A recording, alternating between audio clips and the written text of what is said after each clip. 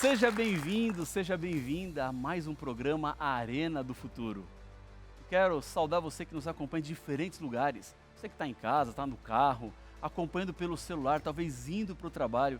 Deus tem uma mensagem para você, porque a mensagem que nós pregamos aqui é a mensagem que vem da palavra do Senhor. A palavra que jamais volta vazia. A palavra que sempre alcança espaço nos corações daqueles que estão disponíveis e abertos. Essa nova temporada do Arena do Futuro, você já sabe, eu não estou sozinho, tenho aqui comigo uma plateia que acompanha, pessoas que também estão estudando a Bíblia e conhecendo mais e mais do amor e da revelação do Senhor. O tema de hoje é um dos temas intrigantes que está no livro do Apocalipse. Se Deus é bom, por que existe o mal? Onde surgiu o mal? Pode um lugar perfeito ser a casa, ser o começo da existência da tragédia e do sofrimento? Fica aí, o programa Arena do Futuro só está começando.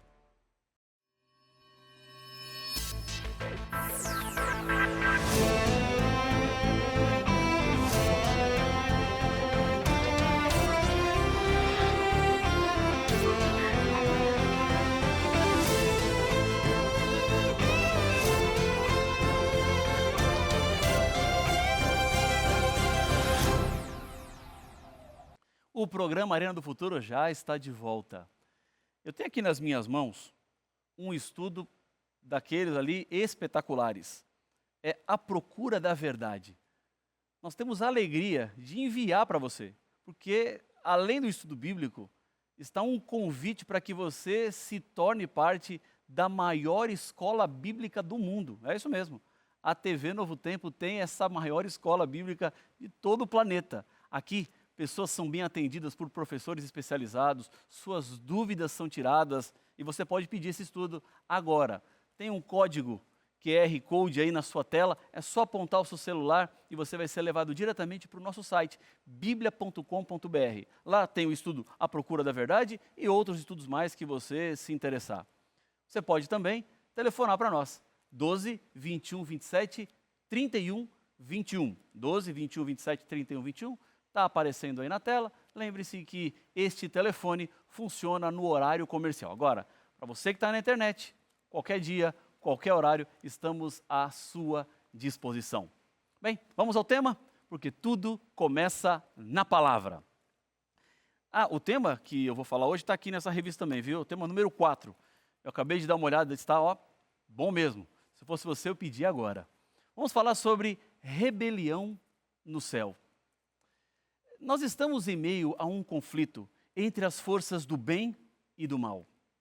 Nós vemos as marcas do amor no mundo à nossa volta, mas ao mesmo tempo que vemos o amor, vemos também as marcas da dor. O ser humano, que foi criado perfeito, hoje já não é mais perfeito. E nós somos bombardeados por tentações. Somos levados a fazer coisas que nós não gostaríamos de fazer. Somos muitas vezes empurrados para ações que nós não gostaríamos de tomar, porque somos pecadores, nos vemos no meio deste conflito. Se existe amor e dor no mundo, é porque existe amor e dor na nossa vida. O que nós somos, na verdade, é um reflexo do mundo que está à nossa volta. Agora, por que sofremos? Por que o mundo é assim? Por que somos assaltados por sofrimento e dor? Para entendermos isso, é preciso voltar um pouco antes da história da criação do mundo. E precisamos chegar no céu. Lá foi que nasceu o mal. E alguém pode dizer assim, pastor, mas como? Um lugar perfeito, onde era o céu, onde Deus estava com os seus anjos. Como neste lugar pode ter surgido o mal? O diabo existe. Ele é um inimigo que se esconde. E ele se esconde porque se ele se apresentasse da forma como ele é, fatalmente você não cederia àquilo que ele propõe. Por exemplo, nós vemos na história do mundo, quando Eva pecou e foi tentada pelo diabo, ele a seduziu, dizendo que se comesse do fruto, ela seria igual a Deus. Se Satanás aparecesse assim: ô Eva, é o seguinte, eu sou o Satanás, eu sou o anjo que lá no céu fiz uma rebelião, eu fui expulso do céu e eu agora estou aqui na terra nesta árvore, e se você comer desse fruto aqui, o mal vai entrar no mundo, nós vamos fazer da terra um inferno, os seus filhos e as suas filhas vão sofrer, vão ter dor, vão sofrer problemas, dificuldades, vai ter fome, vão matar uns aos outros. Você acha que Eva teria caído no pecado? É claro que não. Satanás sempre se esconde, e ele continua se escondendo hoje também com uma ideia de que ele não existe. Não, Satanás não existe não. O mal não existe não. O que existe são as pessoas com os seus pensamentos, suas tendências. É verdade, as pessoas existem com seus pensamentos e tendências equivocados. Mas por trás existe sim um inimigo. Satanás, o diabo, é mencionado na Bíblia 55 vezes. E Apocalipse capítulo 12 fala exatamente de um desses momentos onde ele aparece. Você está com a sua Bíblia aí?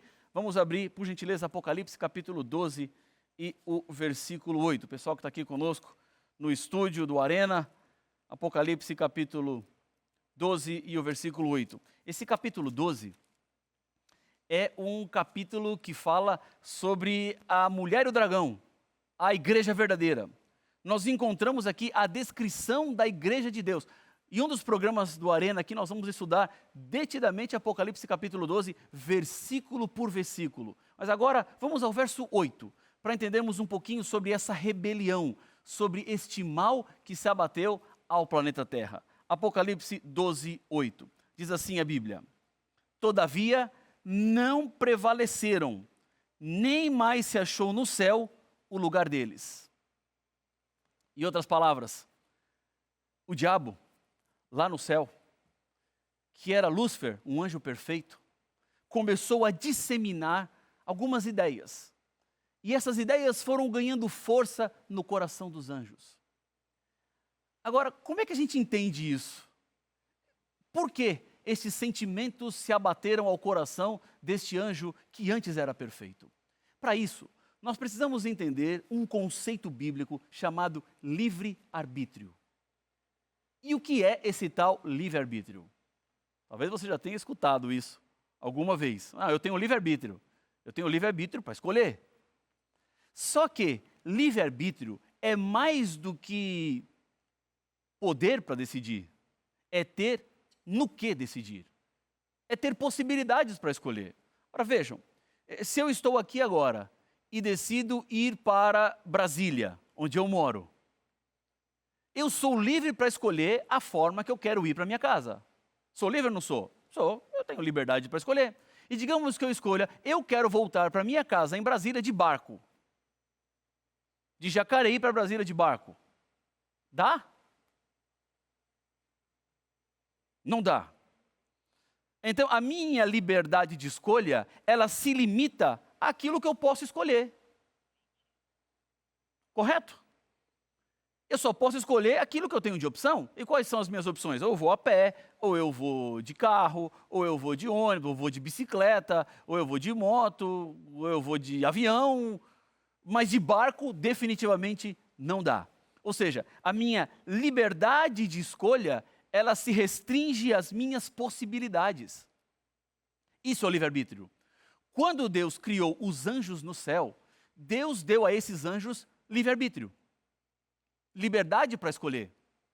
E a liberdade desses anjos também necessitava de possibilidades. E quais eram as possibilidades? Os anjos poderiam ser fiéis a Deus ou não?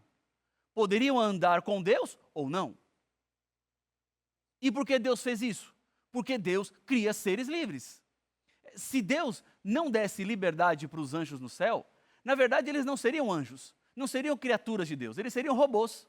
Sabe aqueles robôs que você vê por aí às vezes aparecendo? E tem gente que já tem até robô em casa, aquelas, eu não sei como é que chama, uma maquininha assim que sai varrendo a casa. As pessoas programam e ela varre, é um robô que está fazendo um trabalho. Deus não queria isso no céu, porque Ele quando cria, Ele faz dos seus seres livres. Deus poderia encher de robôs o céu para as tarefas e atividades que lá existiam, mas não foi isso que Deus fez. Deus deu para os anjos no céu a capacidade de amar. E para amar é preciso escolher, é preciso decidir. E estes anjos no céu podiam escolher entre estar com Deus ou não estar com Deus, ser fiel ou não ser fiel. Mas talvez você pense assim, isso é um risco muito grande. É verdade. Foi um risco enorme que Deus correu. Mas mesmo assim, esta é a maneira, é a forma como Deus cria. Olha para você. Você não é livre? Da mesma forma como Deus fez com os anjos no céu, Deus continua fazendo comigo e com você. Nós somos livres para escolher. Nós somos livres para decidir. Isso significa também quando o assunto é espiritual, quando o assunto é a Bíblia. Você é livre para escolher. Você não é nem obrigado a se salvar, nem a se perder. Você escolhe se vai se salvar ou vai se perder. É uma decisão que parte do seu coração, que permeia o seu coração. Portanto, Deus diz, olha, eu coloco diante de você o caminho da vida e da morte, escolha, pois, o caminho da vida. É o conselho de Deus. Agora, se você quiser escolher o caminho da morte, o caminho está aberto. Você pode escolher, você pode decidir, porque Deus não vai salvar ninguém obrigado. Deus não vai levar ninguém para o céu por obrigação. Vai levar para o céu aqueles que querem, vai levar para o céu aqueles que decidem, aqueles que escolheram, aqueles que optaram. E isso aconteceu lá no céu. Isso aconteceu com os anjos no céu. Deus deu a liberdade. Lúcifer foi o primeiro dos anjos, o primeiro ser de toda a história que escolheu não mais obedecer ao Senhor. Ele decidiu que não andaria mais debaixo da vontade de Deus. Por isso ele faz uma rebelião no céu e, como nós lemos em Apocalipse capítulo 12, houve um conflito e ele foi expulso do céu. Pastor, talvez você esteja pensando agora, Deus poderia ter resolvido esse problema fácil. Nós até temos uma frasezinha que diz assim, tem que cortar o mal pela raiz. Não é assim? Então, quando Lúcifer começou o movimento, Deus poderia ir lá e ter matado Lúcifer. E ao matar Lúcifer, teria cortado o mal pela raiz. Pronto, estava resolvido o problema. Sim ou não? Estaria resolvido? Digamos que todos nós trabalhamos em uma empresa e temos o nosso chefe. E de repente, alguém aqui começa a falar assim, não, esse chefe aí é um tirano. Esse chefe aí não respeita a gente. Esse chefe não nos trata bem. Se eu for chefe no lugar dele, seria um chefe muito melhor. Porque esse chefe não aceita o contraditório. Ele não aceita nada diferente disso. Ele nos explora. Ele nos faz sofrer. Ele nos coloca peso enorme sobre os ombros. Aí começa a disseminar a ideia entre nós aqui. Ó, o chefe aí é meio perigoso, hein? Vamos ficar longe dele. Ele não, está nos explorando, ele está nos tratando mal. Aí o chefe sabe do que está acontecendo e vem e pega esse indivíduo que está falando e mata. Resolveu o problema? Cortou o mal pela raiz, matou. Sabe o que nós íamos começar a pensar? Eu estou achando que ele estava certo. Porque olha só, falou contra esse chefe aí, ele veio e nos matou. Ele veio e matou aquele que estava rebelando-se contra ele. O mesmo aconteceria no céu. Se Deus vem e mata Lúcifer, os outros anjos que são livres pensariam assim, por que Deus matou Lúcifer? Será que Lúcifer descobriu alguma coisa que nós não sabemos? Será que Lúcifer sabe algo que a gente precisaria saber? Em outras palavras, se Deus matasse Lúcifer, Deus estaria comprovando as acusações de Lúcifer. Por isso Deus não o matou. Por isso ele continuou vivo por mais um tempo. Por isso ele seguiu vivo. O conflito se instalou no céu. E para provar que o mal não presta, foi que Deus permitiu que ele continuasse. Deus não colocou um ponto final naquele momento, porque era necessário provar para os anjos e para toda a criação que Lúcifer estava equivocado. O conflito no céu nasceu pela escolha equivocada. Agora, há outro texto da Bíblia que ajuda a entender um pouquinho melhor. Vamos a Ezequiel capítulo 28. Agora vamos ao Antigo Testamento, Ezequiel capítulo 28. aqui Ezequiel, já estou chegando. 28, vamos ler os versículos 15 e 16. Você tem a sua Bíblia aí? Ezequiel 28, 15 e 16. Aqui está falando do rei de Tiro, mas é uma profecia que tem a ver com Lúcifer, tem a ver com Satanás. Olha o que a Bíblia fala sobre ele. Diz assim: perfeito eras nos teus caminhos, desde o dia em que foste criado, até que se achou iniquidade em ti. Na multiplicação do teu comércio, encheu o teu interior de violência e pecaste, pelo que te lancei profanado fora do monte de Deus, e te farei perecer, ó querubim da guarda, em meio ao brilho das pedras. Foi por causa da liberdade que Deus deu aos seus seres criados que Lúcifer escolheu de maneira equivocada. Deus sempre deixa a oportunidade de escolha. Deus sempre dá condições de você decidir. E o ser humano muitas vezes escolhe de maneira equivocada. O pecado apareceu em um ambiente perfeito por causa da liberdade. Eu louvo a Deus porque nós somos seres livres. Agora, a liberdade, ela sempre demanda de nós responsabilidade. Ser livre é complexo. Não é tão simples assim.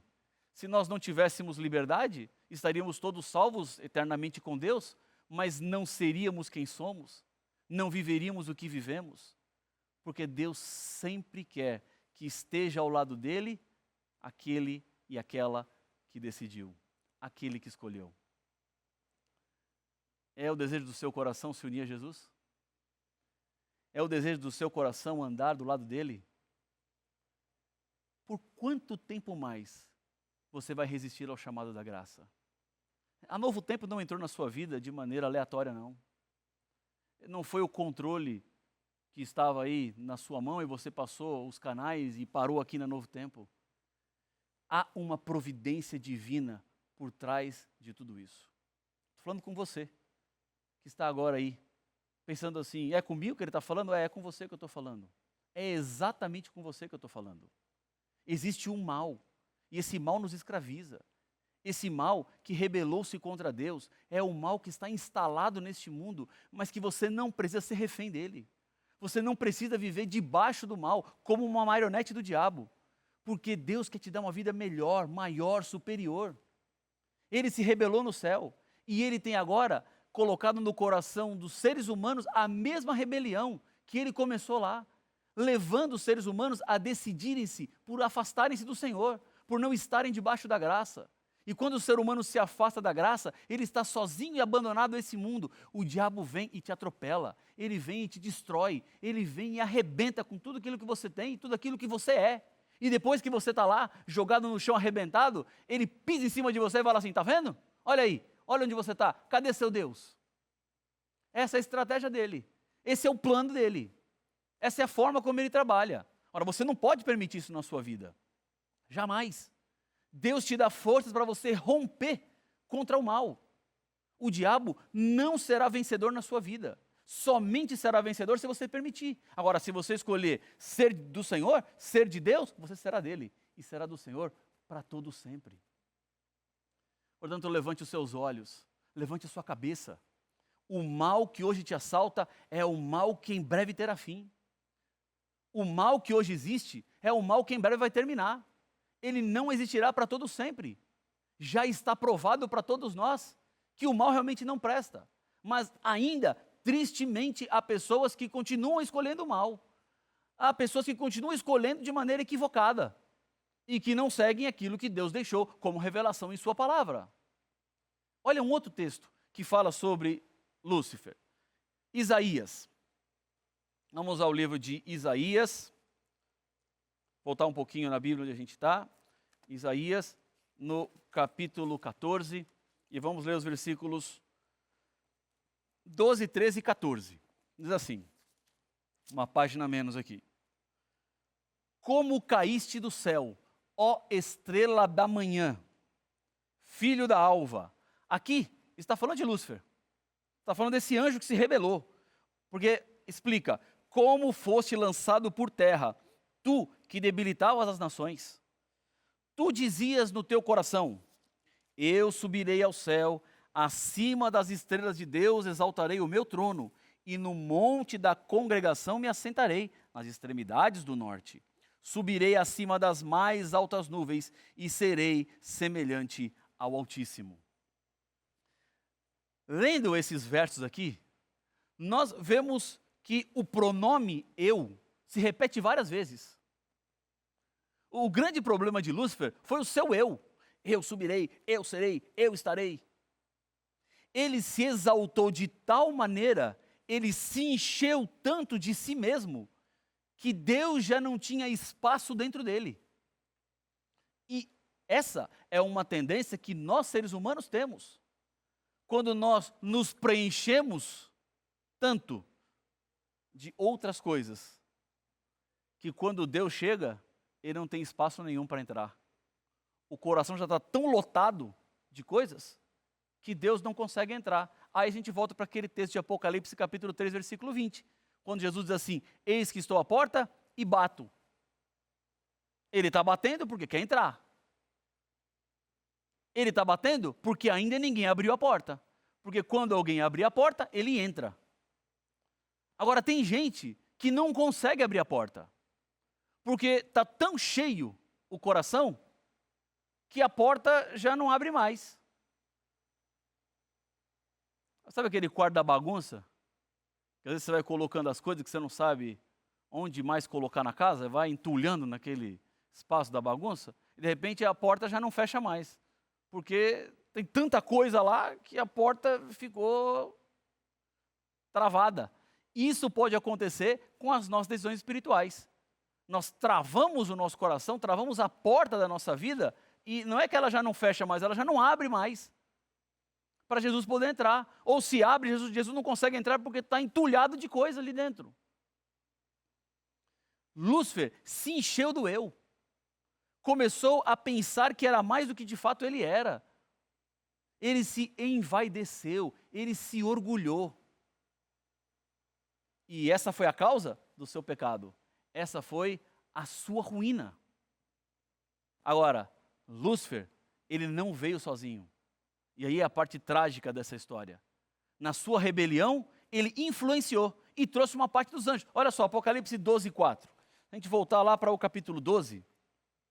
Há uma informação aqui extremamente relevante. Diz assim, Apocalipse 12 e o verso 4. Olha só.